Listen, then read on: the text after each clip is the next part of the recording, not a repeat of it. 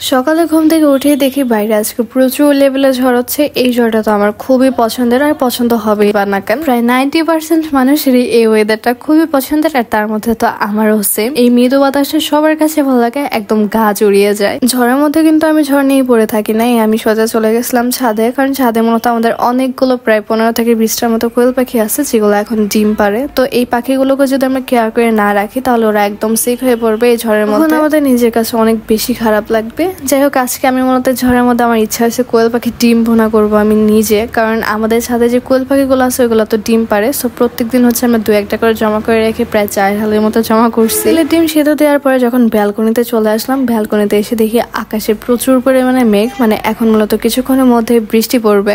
এই জন্য আমি সোজা ছাদে চলে গেছি। যে ছাদে মূলত আমার আম্মু জিরা শুকাইতে দিচ্ছে। জিরা যদি আমি এখন না নিয়ে যাই তাহলে আম্মু আমাকে অনেক বেশি বকবে, বিকজ অফ আমি মূলত এই ছাদে জিরাটা শুকানোর জন্য দিছিলাম। ভাগ্যিস আমি সঠিক সময় ব্যালকনিতে গেছি, আর সঠিক সময় আমার মনে পড়ছে ছাদে মূলত জিরা শুকাইতে দিছি। না হলে তো আজকে এর মধ্যে একদম পানি পড়ে গাছ হয়ে যেত পানি পেয়ে। আর তখন তো শুধু শুধু আম্মুর কাছ থেকে বকা শুনতে হইতো, কারণ ভাই আমরা যদি কোনো কিছু আবল তাবল করি তখন তো আম্মু খুব লেভেলের বকা ঝকা দেয়। আম্মুর টপিকটা এখানে বাদ দেওয়া হোক, আমি তো ছাদের যে ভিউটা ছিল এটা উপভোগ করতেছিলাম। কারণ তোমরা দেখতেই তো পারতেছো কি সুন্দর মেঘ, আর কি সুন্দর একটা মেঘের কালার। আমার কাছে তো জিনিসটা বেশ ভালোই লাগছে। ছাদে থেকে নিচে এসে দেখি আমার ভাই আর আমার আম্মু দুজনে মিলে ডিমের খোসাগুলো ছাড়িয়ে এনেছিল, মানে কোয়েলের ডিমগুলো। তো আমি মূলত ভাবলাম যে বেশ ভালোই এলো, আমার কাজটা অনেকটা আগায় গেছে, যেহেতু আমি নিজে রান্না করবো। তো কেউ যদি একটু আগায় গোছায় দেয় তাহলে তো নিজের জন্য অনেকটা ভালো হয়। যাই হোক গাইস, আমাদের সাথে কিন্তু এই কোয়েল পাখি পালার একটাই কারণ, সেটা হচ্ছে আমি কোয়েল পাখি খুবই পছন্দ করি। কোয়েল পাখির গোশটা আমার কাছে খুবই ভালো লাগে, আর ডিমগুলোও কিন্তু খেতে খুবই ভালো লাগে। তো মোট মিলে হচ্ছে